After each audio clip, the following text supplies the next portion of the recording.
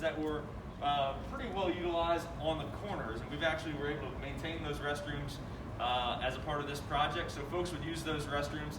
There was also a couple little lounge spaces, but in large part it was a concourse that didn't have any direct connection to the seating bowl.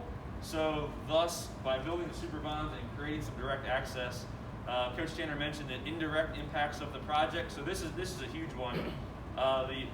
The east side upper deck concourse used to service about a little under 15,000 patrons, and by taking, now that's in a sellout crowd, and we all know the east upper deck is some of our seats that we have the most difficulty selling with the sun and all that jazz.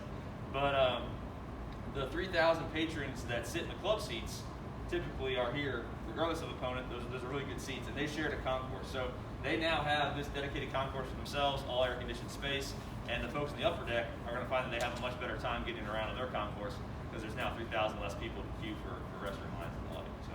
Steve, did this used to be open air? Like this was all an open area?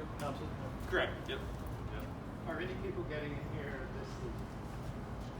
Yeah. So the way that our plan for filling the stadium this year will work out is it actually going to be released later today.